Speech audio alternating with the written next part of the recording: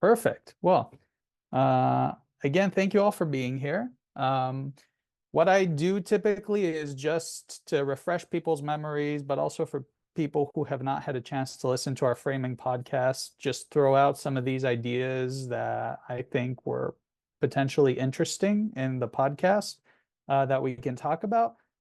You don't necessarily have to talk about these ideas. I think this really is a session for us to talk about issues related to the theme, in this case, the ethics of college admissions and whatever you have in mind. But the conversation free flows anyway. So what we kind of keep it unstructured, and it's, I think, rather fun that way. So the podcast that prompted this conversation is presented by the Center for Ethics and Education at the University of Wisconsin-Madison. And basically, it's a talk with a college admissions specialist who talks a bit about the mechanics that sheds some light in terms of not just these normative questions that we who are interested in ethics typically have in terms of who we would like to admit, but also the structural issues that perhaps make it more difficult to admit the students that we want, and difficulties in meeting all the goals that universities have, such as, trying to be selective for bringing in what is considered the best students, sorry, Ian rejoined us. The best students, but also wanting to be as expansive as we can, and also bring in money to the university. And often these aims kind of conflict with each other.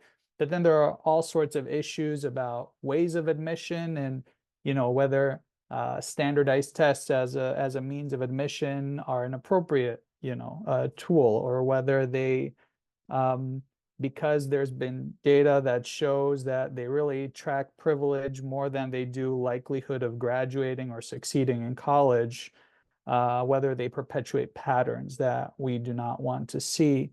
And then, a whole other host of conversations comes from that about, what the college or colleges in general are supposed to do, what obligations colleges have towards students, especially in light of the burdens that colleges these days inflict on students, primarily financial burdens, just because even a public university education is really expensive in the United States. So I'll just leave it at that. And any of these issues that is kind of salient in your mind and prompts any thoughts or topics you would like to discuss, feel free to jump in or raise the hand function. I think it shouldn't be a problem. We're not that many people to have people jump in, but if you prefer to use the raise hand function, that works as well.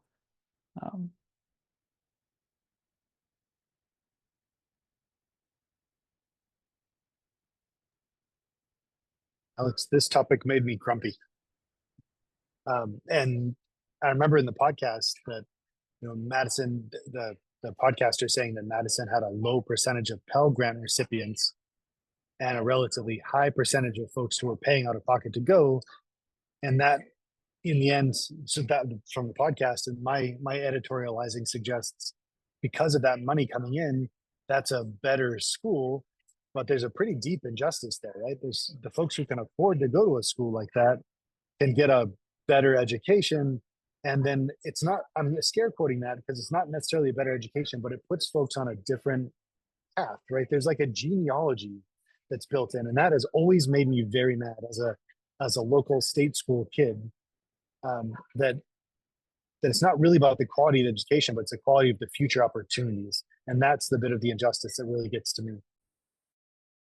I thought it was kind of interesting too, because like even just looking at UCF right now with our whole being on those calls with OR, talking about this push of having a certain number of graduates graduate in a certain time, it kind of made me think of it on like that spectrum, like how there's such a push to make sure also to get a certain amount of funding for the university to have a very specific group graduate And so I think that that might also influence, like, hey, we're trying to make this, tier or bracket of money coming in. So let's have this higher group that we think will graduate within this window of time so that we can get more money. And I know that's like one very little part of it, but I just thought it was interesting because it's so like fresh in our mind as like we're trying to make that top 12 like bracket of like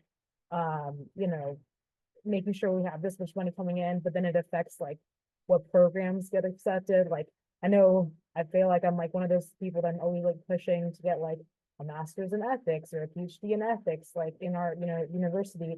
But then like, does that affect that because it's not something that maybe would fall under the bracket of courses or, that we want to have graduates come in a certain window to get more money.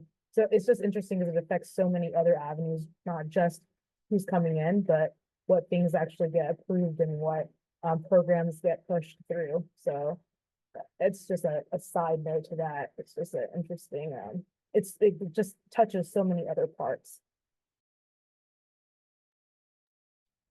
I think an interesting extension of that is like whenever these programs get underfunded for whatever reason, especially with things like ethics, I feel as though a lot of and this is especially coming from a STEM school where everything is STEM, a lot of the important work being done to help, I don't know, change the mindset around college admissions and kind of broaden the worldview on these things, they don't get funded, and you don't have as many people going into them because the programs aren't as widely offered, and that just sort of cycles back into how they will not get offered because there's not enough people pushing for them, and it just becomes super, super difficult. And you get schools sort of like mine at Mines where everybody is so focused on STEM that there is room for humanities, arts, and social sciences. Like we have a department for it, but it is definitely critically underfunded and undertaught, I think, at a STEM university. And I can only imagine how that sort of proliferates at larger universities, because mine is relatively small, but it's very interesting, a very vicious cycle for sure. Yeah, and to kind of piggyback onto that, schools like Mines, because they're so STEM focused, I think it kind of pushes students into this like narrow way of thinking where they just automatically devalue things that aren't STEM. And like it extends so much into ethics.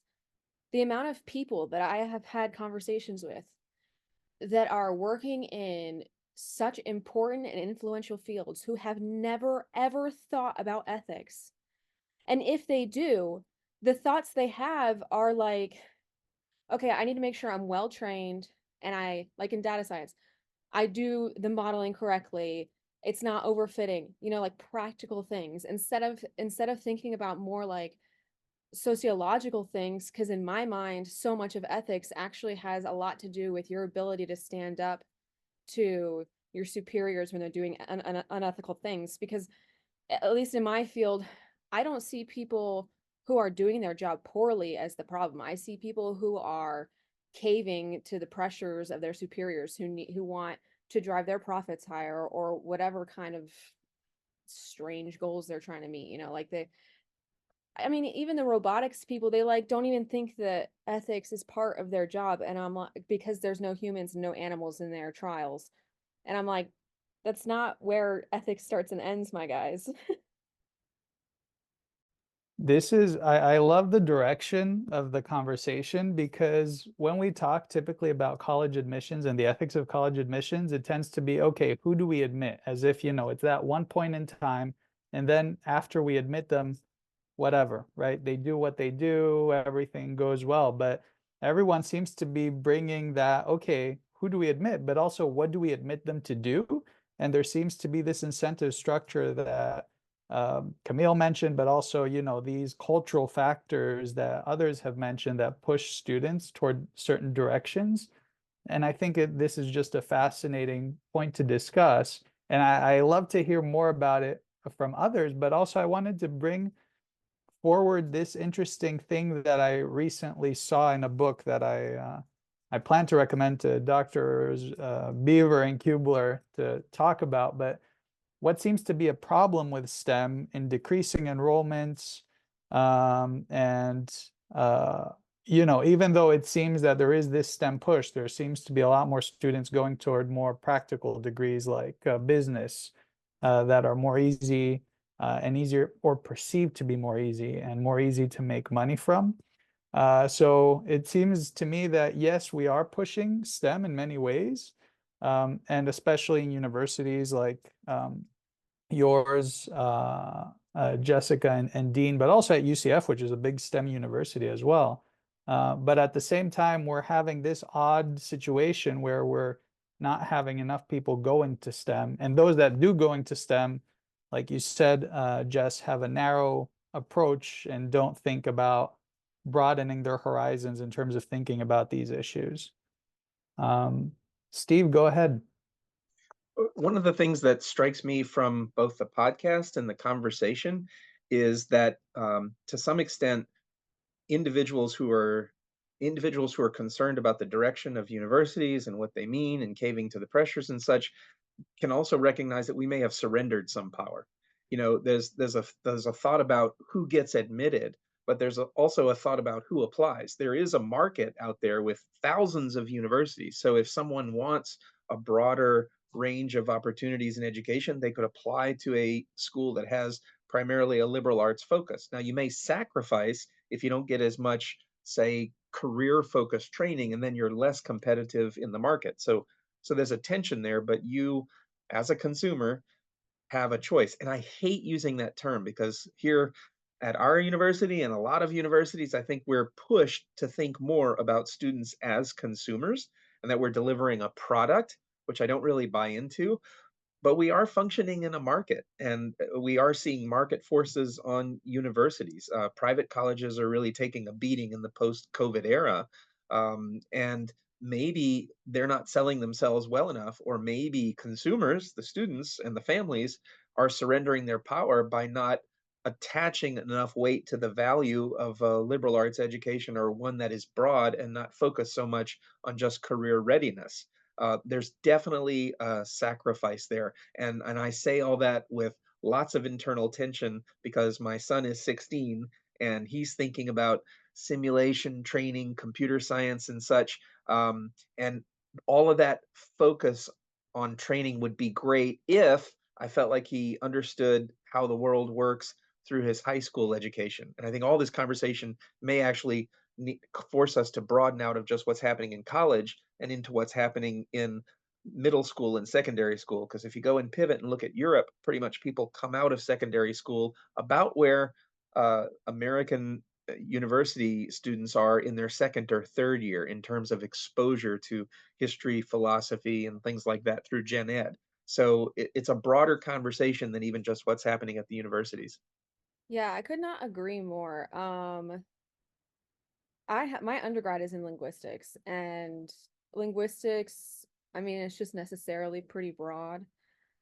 And I took a lot of philosophy classes, and that stuff, like, it is so undervalued. It is the stuff that I learned in that program. It's what makes me such a valuable, like, employee and student. And I feel like a lot of students at Mines specifically are missing out on that, and just in general. And part of it is like that stuff doesn't show up on your resume really. That stuff is, maybe you see it in the interview, you know, if you're a good interviewer, but really you see it when when people start working in your life and you start to get a good idea. So it's really hard to even evaluate these skills. And like, so people, I think they're just not seeing them as useful because they're not helping them get jobs. Dean, you have your hand up. Oh yeah, I just wanted to point out that I think that Steve's point about viewing students and families as consumers ties in really well to what Jonathan was talking about earlier, with how I feel like a lot of these ideas about where to go and what to do get kind of perpetuated down family lines. Like it's very much not uncommon for children of engineers to also go into engineering or STEM or something like that. And I feel like when we view students as consumers, and if we only look at it like from a student angle, it again doesn't totally like capture the full story, because I think a lot of again American students don't have a great exposure to the world, and I think a lot of people end up going into college really not knowing what they want to do and are primarily influenced by the decisions of their parents. Personally, I work at the admissions office in my college, and I go and I give tours and I help out with all of that sort of stuff, and so it's really interesting to see students and see just how many of them come in with really not a ton of sense on like what they want to do in the world, which is totally okay. I mean, I wouldn't expect a 17 or 18-year-old to know exactly what they want to do with their life.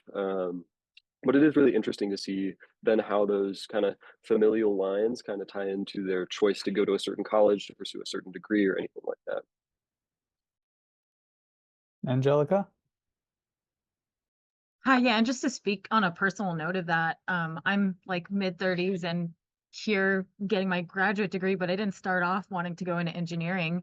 I worked in physical therapy from like I was 17, and my plan was eventually to go and get my doctorate in physical therapy and work in that. And I had a huge pivot, but that was only because I had worked in that spot, and that was basically the only exposure I had to a career field. And I think that a lot of people kind of, if they don't get exposure into other things, then they just kind of meander onto either what their families, those familial lines, or what they are initially in, and how do I make that better? How do I make this job that I have a career?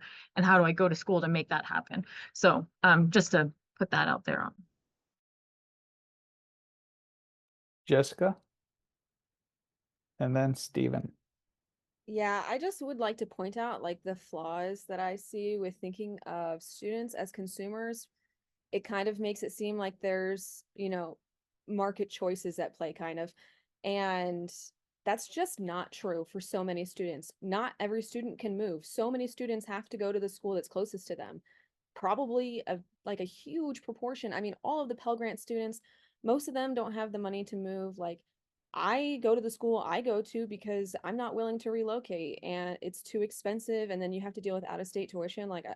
And then so if you're just like, well, students are consumers. And so, what we offer and what are the choices that our school makes, yeah, they can just be based on the market. Like that kind of really hurts the lower socioeconomic rung of students because they don't really have a choice a lot of the time. Stephen and then Camille? Yeah, when I think it's important to have a generalized background because we don't know what the jobs of the future are going to be. We don't know when you might have to shift from one profession to another. I started off in engineering, and while I was in school, there were cutbacks in military and aerospace. Plus, I was struggling a little bit in mathematics, so I didn't want to lose my engineering credit, so I shifted into interdisciplinary studies in 5 different areas. And then later, I also got a second degree in psychology. But it really paid off for me. I mean, I did, while I was in college at UCF, I worked at Continental Testing Laboratories, testing electronic components that went on missiles and so on.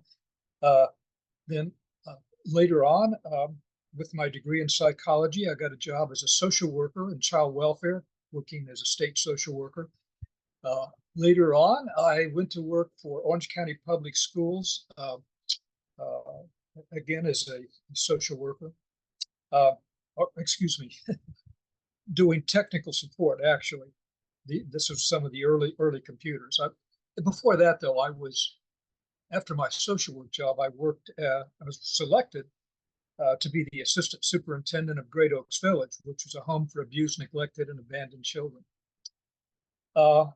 I ended up working eventually for Nova Southeastern University doing technical support in their computer labs. Really enjoyed that job. And 3 of the jobs I had all were under the state umbrella, so I ended up retiring from the state of Florida, which was very helpful now as I'm retired. But having the general background in both technical and psychology, all those fields allowed me to shift from one profession to another fairly seamlessly. I was only out of work, I think, for maybe 4 weeks during that time. And so I think it's helpful to have that generalized background that allows you to adapt. And also it makes, I think, what you do, even in the STEM area, more valuable if you have a degree that allows you to have a broader focus, I think, or field in all those different areas. Camille? Yeah, so just my mother works at the admission school at UF, at the vet school. And something that they tried to implement because they were noticing a lot of these like ACT scores, whatever, any kind of like testing scores that they were using, the GREs, to get into that school, that some of them weren't that good, but then when they had these interviews come in, it was completely different. Like, and they were noticing that some of the graduate students, even though they were the highest in the class, when they would graduate and go work, they were getting complaints about how these vet students were interacting with patients or the pets, parents, owners. And so they realized the big gap of, because they were looking at a lot like strong STEM, strong like the hard sciences background for their undergrad, and they noticed that a big gap was just like communication. And so they kind of pushed a wave of like, hey, we need to look at these other, like what they would consider, they undervalue some of these degrees, and they pushed more for, psychology, communication, different disciplines.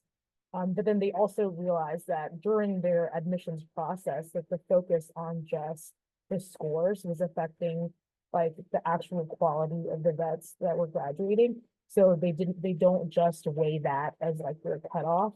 They have like other aspects that they put into play. And I know it might be specific to like graduate degrees. Maybe that's a different process for admissions, but it made me think that maybe that's something that we have to, like, from that podcast, like not just looking at a score, looking at other aspects and how to implement um different things to see overall how that student would do and what else they bring to the table, not just a score. Um, and then I know I had another thought and I completely lost it, so I think I'll have to- No, these are all really, really helpful comments. There are just so many threads that I just want to keep asking people about and pursue, but of I had course to, we there's can't. one last little thing. I was thinking about how people almost look down at like the multidisciplinary fields, like, and how that could actually, what Stephen was saying about how all of his degrees helped, just having like less stigma on that and having, more, like having a good balance between, all those aspects, like not just having a STEM heavy area, but having other conduct. And I think sometimes when you see that, there's like, oh, why can this person focus on something? Or like, were they not strong enough in this area? So they had to pick multiple, instead of seeing how all those actually help you become better at whatever field you choose to enter. Yeah. Yeah, I think that these are wonderful points, and I'm really interested specifically also in the two of the many things that have been discussed. One being, all these ways we're trying to figure out how to recruit and who to recruit, how they impact different populations, and is there a better way to do it? Maybe there's not. Maybe whatever you do has some unintended consequences. But also this idea of the more, and that's a bit, I guess, a more selfish interest just because of the work we do at the Center for Ethics, how we create more holistic, I guess, professionals that are not just their test scores, but like Camille said, right, that they're good with their patients, they're good, with the people that they work. And it seems that there's more to just like the technical skill that you need to advance people through that. Steve? I was going to say that from the podcast and somewhat from the discussion, one of the things that strikes me is that metrics applied to student performance, getting a degree, metrics applied to universities, how good they are really about what point they're at as opposed to how much lift did they provide. The focus is on what is the standing of the university, how many papers did they publish, how many students did they graduate, how much grant money did they bring in, or any of the other metrics that say get amalgamated into a U.S. News and World Report. I think they do have some metrics that kind of measure what I would call not the X that you reach, but the delta X about socioeconomic gain for students. But maybe societally, that's where our focus should be when we judge institutions, when we compare them, when we think about where to apply, when we think about how much funding they should get across a system. One of the things that gives me that buoys me is knowing that at UCF we are making a tremendous difference because we serve such a broad population, and I get to see every day students come in with varying levels of capability, and yet all rise so much. You see students that have so much potential, but maybe they're not great writers, and then they come out with strong communication skills. Or you have students who maybe didn't have as good of a math background, but they're really clever and they have all the wherewithal. You work with them, and then boom, they're no longer afraid of math. And all those gains, that delta X, I think, need to be a bigger part of the calculus that we do both as applicants, as families, bringing students to that table of which college am I going to go to, maybe as legislators and deciding should we put more money toward, this institution versus that, and societally as how we judge what the value of education is, and then some of the disparities that we see might tend to go away or be remediated. Lakeland? Yeah, well, and just to kind of bring us back to in terms of tying ethics into the conversation of standardized testing and metrics and things like that. It's not even like it is like a point of time, right? Instead of that lift that Steve was talking about.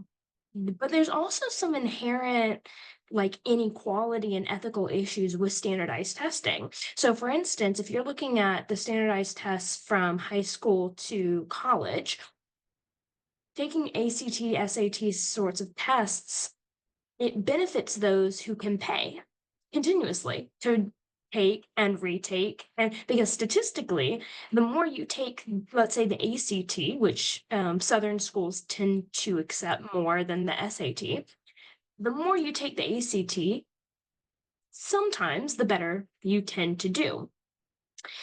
But you have to pay for it every single time you take it.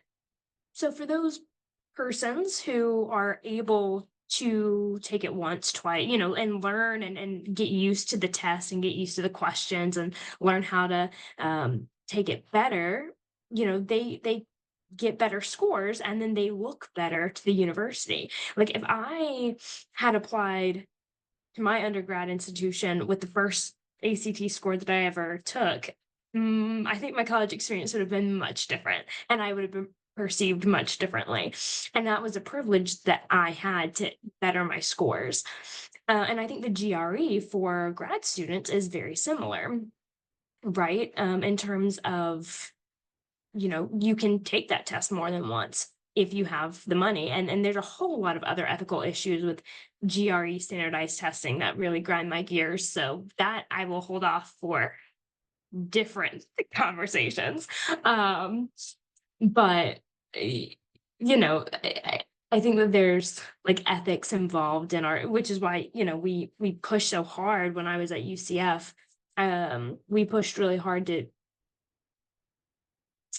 minimize the importance of GRE requirements and admissions processes. So anyway, I have like a lot of other things to say based on like what everyone has been talking about so far, but I'm going to hold off so other people can talk about things. But those are my beginning thoughts. Lakeland, I think that's a great point. And I also want to add about the GREs that they're typically considered, and I assume maybe SATs also, a metric for giving merit-based scholarships, fellowships, and so on. So it's kind of perpetuating this cycle. But I also, just before I let other people in the queue speak, I just want to mention the perspective coming from a country with a public education system where for an undergrad, you don't pay anything. Even people move sometimes, but it's not nearly as expensive as the US. And still, you see, and the system, the testing system is public. It's not like there are these private corporations making money off of tests and things of that sort. So there is a bit more social mobility that you tend to see than you tend to see in the US. But still, when you go to the top private schools in the country, these students are usually the ones who get, all the high positions in all the public universities that are free. So there is something intrinsically wrong, perhaps, with the standardized tests in that they do track privilege. And it's not just the barrier of the actual money you need to pay to go to college. But yeah, I'll leave it. We have a queue here. Stephen, Dean, and Jessica, I guess, I think was the order. Yeah, thank you. I'd like to throw some hard data behind what Dr. Kubler was talking about. And even though it's 4 years old, I think, yeah, I'm very proud of UCF. That this comes from an Orlando Sentinel article titled UCF Celebrates 50th Anniversary, Touts Diverse Accomplished Freshman Class. And here's the data. At that time, the projected enrollment was 67,500. The average high school GPA of the incoming freshman class was 4.11. The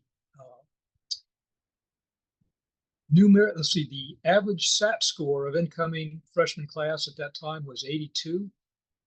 The National Merit Scholars, let's see, was getting this right here, almost 50. That was 316. The percentage of students who were minorities, almost 50%. I think that's quite amazing, actually. The number of graduate students, 9,750. That was an increase of 6% over the previous year. UCF, at least during that time, touted, of course, the diversity. You know, that many minority students. I'm a little disappointed, of course, with the trend, and I've talked about this previously, the trend that we see in Florida politics when it comes to the diversity issue. I think it's important, and UCF has always championed that, and I think done very well with their classes, both at accepting quality students and appealing to a very diverse group.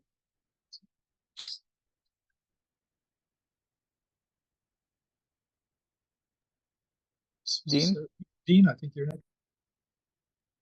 Yeah, those stats are really, really, really, really impressive. I think that is something that my school definitely does not compare as well in, for sure. And I'm sure Jess and Ryan can talk about that as well. But I thought that Lakeland's points on standardized testing were very interesting, and I wanted to share kind of like a personal experience. But I come from a very affluent area in Texas. It's McKinney, Texas, and it's definitely like very nice place for sure. And I think it was, let me go through the chat here. Yes, Angelica mentioned about tutoring for preparing students for standardized tests. And I think some of the culture around that tutoring is absolutely just wildly different depending on your economic status and your socioeconomic status.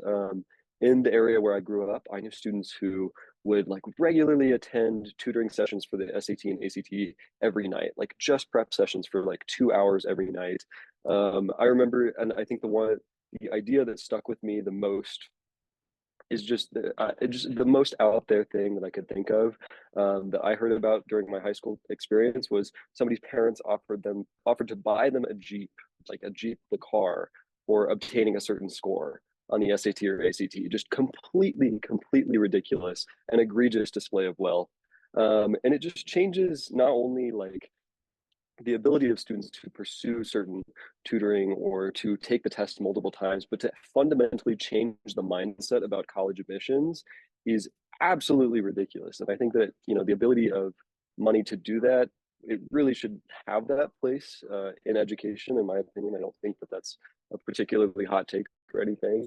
But I think it is just so, it's not critically misunderstood or anything. I think it's well understood, but it's so interesting to me that even in a place, even like how Alex was talking about, where devoid of, you know, overwhelming financial presence and the presence of private companies in standardized testing, that it's still wild that it changes the mindset that much. I think regarding getting into college and doing things like that is.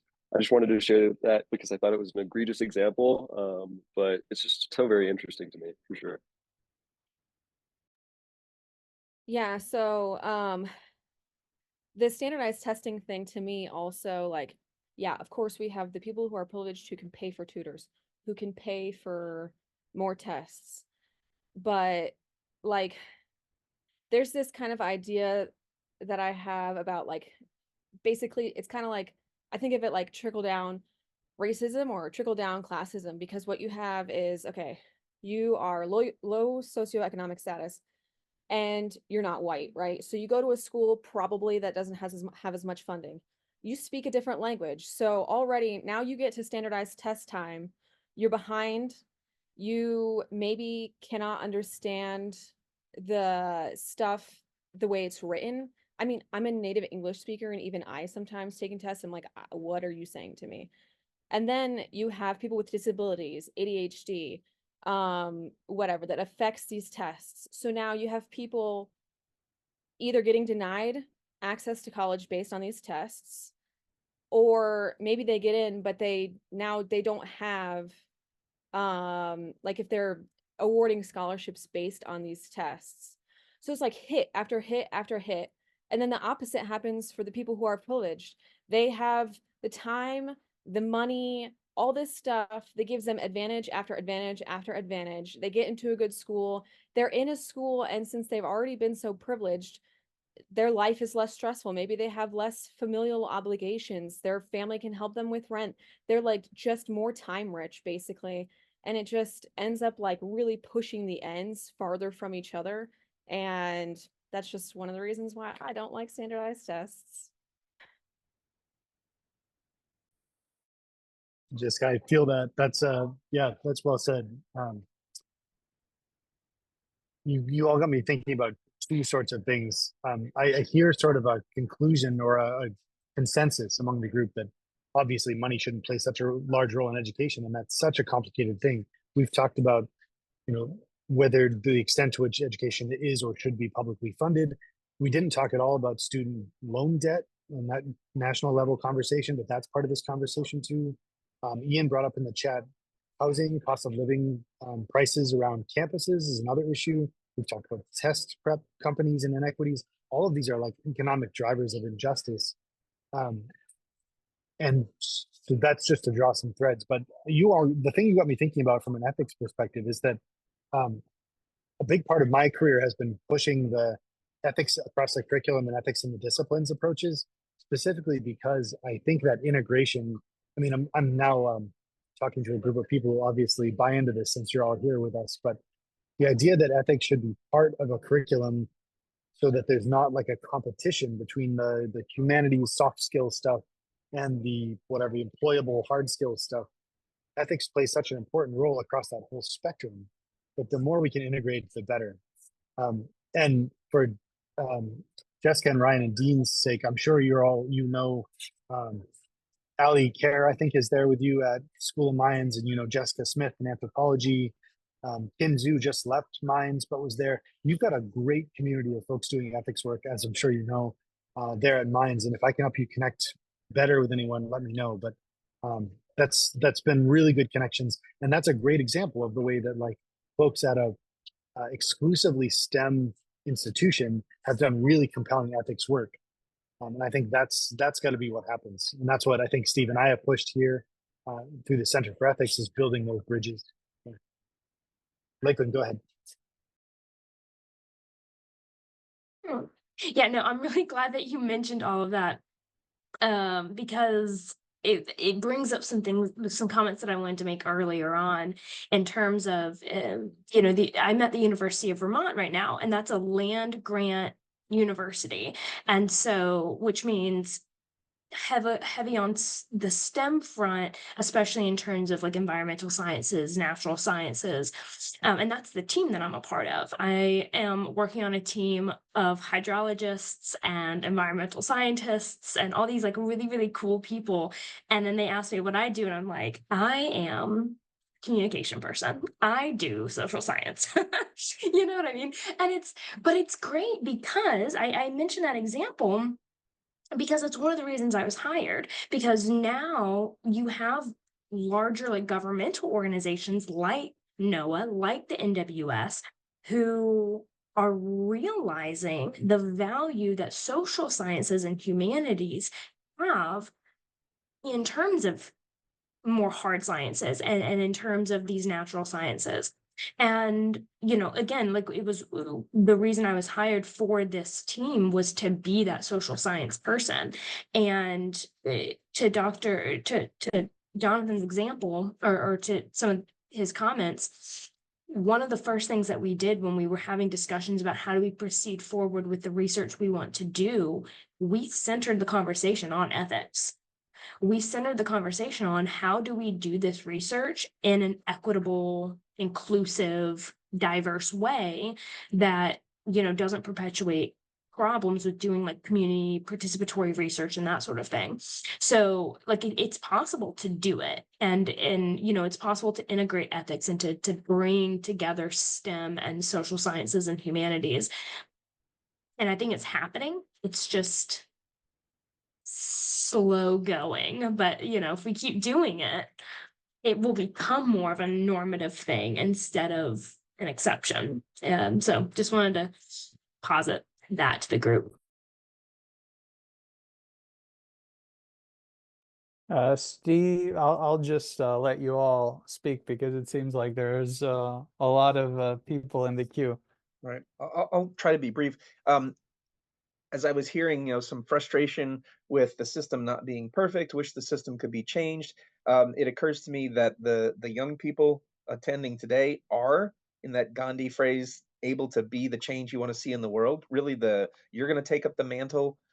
You're all very clever. You're all going to be successful. You're going to be in positions one day where you maybe get to do the hiring. And so you are going to have to think ahead to maybe the ethical challenge that you will take on, where you're going to be in the position to make the case for who gets hired.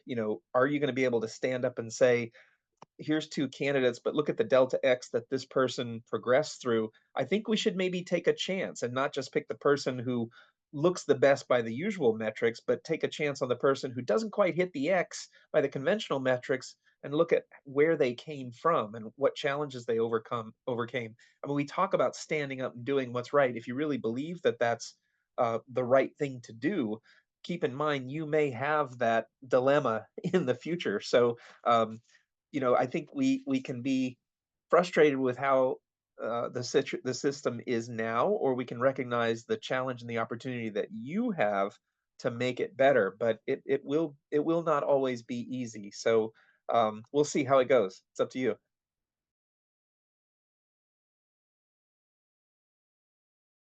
More onto that, and what like Lynn was mentioning is that so I'm not quite at the proposal portion of my PhD program, but something that I'd like to incorporate is ethics into it because I'm really interested in it. I've been doing work on it. It's something that I want to make a part of. And something that I did was like ask ChatGPT. I was like, can I get a job in biomedical engineering if most of my dissertation or some of my dissertation focuses more on ethics rather than the engineering aspect? And I mean, it said yes. And then I talked to my PI and he was just like, I need to prepare you for like a job in biomedical engineering. So part of your dissertation needs to be science, but it makes you a more well-rounded candidate to have ethics as being a part of it. And it makes you kind of a good worker, and different research facilities kind of need ethics as part of what they're doing. So I don't know, I feel more confident in having that be a part of it, and I'm excited to be a part of that.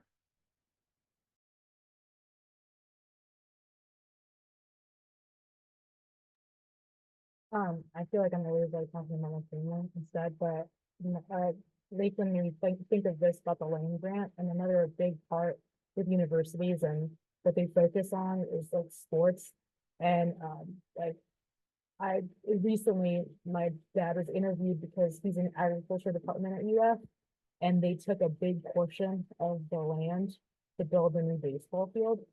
And it was a very uncomfortable moment where he was like, well, they asked him his point, and he was like, well, seeing that we're a land grant university, we see what it's more important at universities when it comes to money coming in. And it just made me think about like how heavily like money and like that consumer side of like seeing a student as like money, and like what you're bringing to university instead of like what you're putting out there, and like wanting to be proud of like where you're graduating from to see what change you make in the world versus like, you know what, now we get to like get a better football team, so that's pretty cool.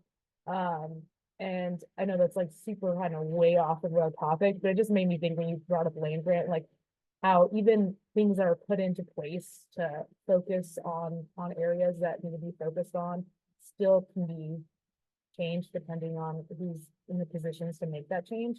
Um, and another thing that Steve made me think about was saying about like the students being the change, like having that influence like in your positions that you end up having. Like a big push for my father was having minorities enter into that workforce, and that wouldn't necessarily have that option because it's test score or a language barrier, and having that be his focus is like every time he has a grant, he's looking for minorities that wouldn't have the opportunity that he can bring in.